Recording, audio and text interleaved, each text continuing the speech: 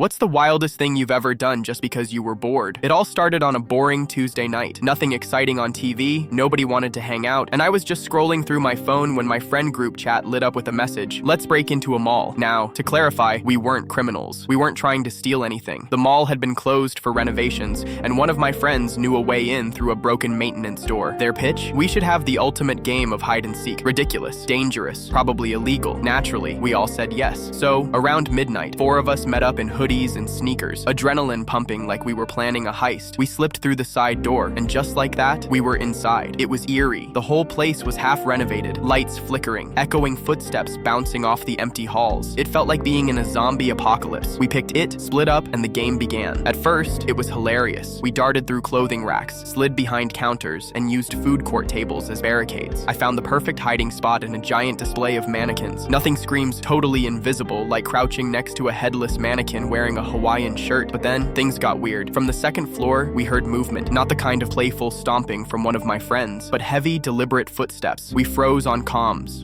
Guys, is anyone upstairs? Nope, we're all down here. We laughed nervously. Maybe it was security? Except the mall had been closed for months. Then the sound came again, louder this time. Slow, heavy, getting closer. Suddenly, one of my friends screamed over the walkie-talkie, "Someone's chasing me!" We bolted out of our hiding spots and sprinted across the mall, crashing into each other like absolute idiots. I don't know if you've ever tried running silently in an empty shopping mall, but it's impossible. Everything echoed like a cannon. We regrouped at the food court, panting, when out of nowhere, bam, a figure rounded the corner. Not a guard, not a worker, a full-grown adult in a giant mall Easter bunny costume. We screamed, like actual horror movie screams. This enormous fluffy rabbit was barreling toward us, ears flopping, feet thundering against the tile. Instinct kicked in. One of my friends grabbed a tray from the food court and frisbee threw it like Captain America. Another tried to climb over the orange Julius counter. I tripped over a chair and nearly knocked myself out. And through all this, the Easter bunny just kept running at us. Finally, the bunny tripped on its own oversized foot and face planted into the floor. We all froze, staring. Slowly, the head came off, and it was a construction worker. Apparently, they'd been working night shifts renovating part of the mall and found the old bunny suit in storage. They thought it would be hilarious to scare the dumb kids running around. It worked. The worker couldn't stop laughing, while we were gasping for breath, convinced we'd just survived a horror movie. After a minute, even we started laughing too, the adrenaline turning everything into hysterics. We bolted before real security showed up, swearing we'd never do something that stupid again. Of course, that was a lie. But to this day, whenever someone asks me about the scariest chase of my life, I don't talk about near car accidents, sports, or anything like that. I just say, I once got hunted down in an abandoned mall by the Easter bunny.